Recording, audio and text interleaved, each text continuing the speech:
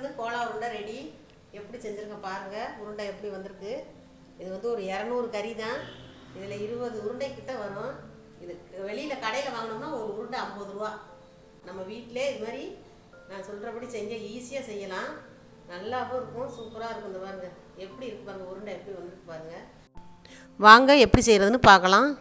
முதல்ல இந்த கறி நம்ம கடையில் போய் கோலா உருண்டைக்குன்னு சொல்லி கேட்டோம்னா இந்த மாதிரி கொத்தி கொடுப்பாங்க. நம்ம எவ்வளோக்கு வேணாலும் வாங்கிக்கலாம். 200ரூவா, 300ரூவா, 500ரூவா, நம்மளுக்கு எவ்வளோ தேவையோ அந்தளவுக்கு கேட்டால் அது இதே மாதிரி செஞ்சு கொடுப்பாங்க. நான் வந்து இப்போ 200ரூவாய்க்கு தான் வாங்கியிருக்கேன்.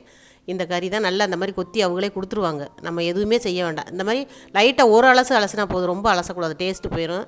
ஒரே ஒரு அலசு, அந்த ரத்தம் போகிற அளவுக்கு லைட்டாக அலசிட்டு இந்த மாதிரி ஒரு வடிகட்டில் வச்சு வடிகட்டிக்கணும். அதுக்கப்புறம் ஒரு கடாயில் அந்த கறியை போட்டு 1 ஸ்பூன் மஞ்சப்பொடி, நம்ம தேவைக்கேற்ப உப்பு, ரொம்ப உப்பு போட்டுறக்கூடாது, ஏன்னா கச்சு போயிடும். கம்மியாக கொஞ்சமாக போட்டுட்டு அந்த கறி முங்குற அளவுக்கு, ரொம்ப அதிகமாக தண்ணி ஊற்றிடக்கூடாது, ஏன்னா வேக ரொம்ப லேட்டாகும். இந்த முங்குற அளவுக்கு லைட்டாக அந்த கறி முங்குற அளவுக்கு இந்த பாருங்கள், இந்த அளவுக்கு தண்ணி வச்சு நல்லா வேக விடணும். இந்த தண்ணி வந்து சுத்தமாக வற்றிடணும். தண்ணியை கீழே இருத்து கீழேலாம் ஊற்றிடக்கூடாது, அதில் தான் டேஸ்ட்டே இருக்குது. அந்த தண்ணியில் நல்லா அந்த தண்ணி சுருள இது பண்ணால் அந்த கறி நல்லா வெந்துடும். இந்த பாருங்கள், இந்த அளவுக்கு வெந்துடும்.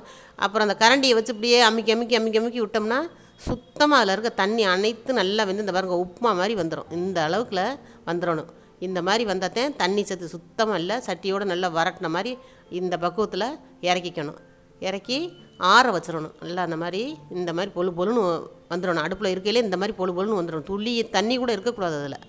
அப்போதான் அந்த உருண்டை வந்து உங்களுக்கு தண்ணி இல்லாமல் நல்லா உருண்டை வரும்.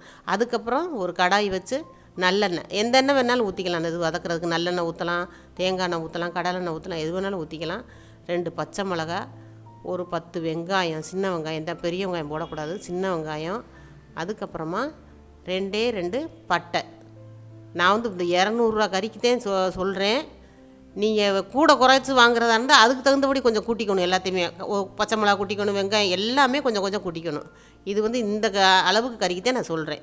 இஞ்சி 1 துண்டு, பூண்டு 5 பல், ஏலக்காய் 2, தேங்காய் கொஞ்சம், கிராம்பு 2, இது எல்லாத்தையும் போட்டு நல்லா அந்த மாதிரி வதக்கிக்கணும். நல்லா வதங்கணும். அந்த வெங்காயம் அந்த எண்ணெயிலே நல்லா வதங்கணும். வெங்காயம் நல்லா வதங்கினா தான் டேஸ்ட்டாக இருக்கும்.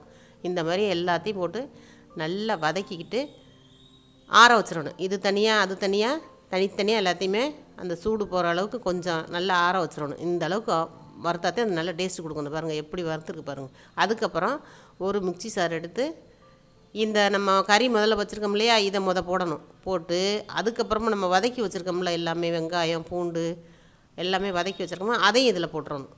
அதையும் போட்டு தண்ணியே சுத்தமாக இருக்கக்கூடாது. அதுக்கப்புறம் உப்பு நம்ம ஏற்கனவே கறியில் போட்டிருக்கோம். அதுக்கப்புறம் உப்பே போடக்கூடாது, அந்த உப்பு கரெக்டாக இருக்கும். மேலே உப்பு போடவே தேவையில்லை. இது ரெண்டையும் ஒன்றா சேர்த்ததுக்கப்புறம் 1 ஸ்பூன் ஜீரகத்தூள், 1 ஸ்பூன் சோம்புத்தூள், இது ரெண்டும் கண்டிப்பாக போடணும். அதுக்கப்புறம் 1 ஸ்பூன் மிளகுத்தூள், இது 3ஐயும் போட்டு நல்லா ஒரு 2 சுற்றினா போதும், ரொம்ப அரைக்கக்கூடாது. ஒரு 2 சுற்றிட்டு இந்த பாருங்கள் எப்படி இருக்குது பாருங்கள், இந்த 2 சுற்று தான். அதுக்கப்புறம் நம்ம கொண்டு வந்து முட்டையை வந்து உடச்சிக்கிட்டு அந்த வெள்ளைக்கரு மட்டும் கொஞ்சம் ஊற்றணும், ஃபுல்லாகவும் ஊற்றிடக்கூடாது, அப்புறம் உருண்டை பிடிக்கவே வராது. இந்த முட்டை தான் கொஞ்சம் பக்குவமாக ஊற்றணும், ஏன்னா கூட்டியும் போகக்கூடாது, குறைச்சும் வரக்கூடாது. கரெக்டான லெவல். அந்த வெள்ளைக்கரு மட்டும், மஞ்சக்கரு விழுந்துடக்கூடாது, வெள்ளைக்கரு மட்டும் ஒரு பாதி ஊற்றிட்டு அதுக்கப்புறம் ஒரு 2 சுற்றினோம்னா சூப்பராக அந்த பாருங்கள் எப்படி அரைப்பட்டுருச்சு பாருங்கள். அரைப்பட்டுறது கொஞ்சம் தண்ணியாக இருக்குன்னு வைங்க, இந்த அளவுக்கு உருட்ட முடியல சமயத்தில் கறி நல்லதாக இருந்துச்சுன்னா கட்டி ஆயிரும், அப்படியே நம்ம உருட்டி போட்டுடலாம். கொஞ்சம் கொழுப்புள்ள கறியாக இருந்துச்சுன்னா இந்த மாதிரி கொஞ்சம் தண்ணி வரும். அதெல்லாம் நீங்கள் பயந்துடாதீங்க. இது வந்து அந்த கறி தன்மையை பொறுத்து இருக்குது வர்றது. இது கொஞ்சம் கொழுப்பு அதிகமாக உள்ளதுனால இந்த மாதிரி கொஞ்சம் தண்ணியாக இருக்குது, அதனால் ஒன்றும் பயப்படாதீங்க. இது கொஞ்சம் நேரம் ஃப்ரீசரில் வைங்க. ஃப்ரீசரில் வச்சு போட முடிஞ்சால் போடுங்க, இல்லையா கொஞ்சம் பொட்டுக்கலையை ஒரு 10 பொட்டுக்கலை எடுத்து மிக்சி சாரில் போட்டு பவுட்ரு பண்ணிவிட்டு அதை ஒரு சல்லடையில் வச்சு சலிச்சிட்டு இதோடு சேர்த்துக்கோங்க. சேர்த்து அர்ஜெண்ட்டாக நம்ம போட்டே ஆகணுமா, அது தண்ணியாக இருக்குது அப்படின்னு கவலைப்படாதீங்க. இந்த பொட்டுக்கலை மாவு கலந்துக்கலாம் கொஞ்சமாக, அதுவும் அதிகமாக சேர்ந்துடக்கூடாது, உருட்டை வராது. அதுக்கப்புறமா இந்த பொட்டுக்கலை மாவு அதில் போட்டு பிரட்டி பிணைஞ்சிக்கிட்டு உடனே போட்டுடலாம். இல்லை 10 நிமிஷம் ஆகட்டும் நம்ம போடுவோம்னா ஃப்ரீசரில் வச்சுருங்க. ஃப்ரீசரில் ஒரு 10 நிமிஷம் வச்சுட்டிங்கன்னா இந்த மாதிரி உருண்டை பிடிக்கிற மாதிரி நல்லா வந்துடும். அதுக்கப்புறம் இந்த மாதிரி உருட்டி சின்னதாகவும் போடலாம், பெருசாகவும் போடலாம், நம்ம விருப்பம், எது வேணாலும் போடலாம்.